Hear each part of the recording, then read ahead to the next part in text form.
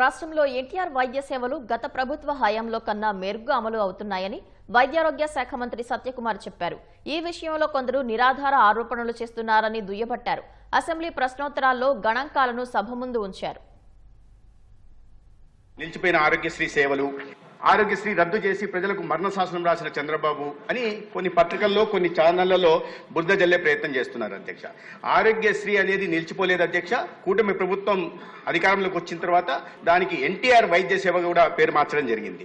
అయితే దీంట్లో సేవల్లో ఎక్కడ కూడా అంతరాయం కలగలేదు. 2023-24 అంటే గత ప్రభుత్వం అధికారంలో ఉన్న చివరి ఆర్థిక సంవత్సరంలో 12,53,065 మంది దీని ద్వారా లబ్ధి పొందితే, అదే ఎన్టీఆర్ వైద్య సేవ ద్వారా కూటమి ప్రభుత్వం అధికారంలోకి వచ్చిన తర్వాత గత ఆర్థిక సంవత్సరం 24-25లో అది కాస్త 13,42,673 పెరిగింది అధ్యక్ష. అంటే 90,000 మంది అదనంగా లబ్ధి పొందారు. రెండో విషయం ప్రీ ఆథరైజేషన్లు ఇచ్చిన మొత్తం 2023-24 ఆర్థిక సంవత్సరంలో 3,758 కోట్లయితే, అదే మా ప్రభుత్వం వచ్చిన తర్వాత అధికారంలోకి వచ్చిన తర్వాత అది కాస్త 4,079 కోట్లకు పెరిగింది. అంటే దాదాపు దీంట్లో కూడా 260 కోట్లు పెరిగింది అధ్యక్ష.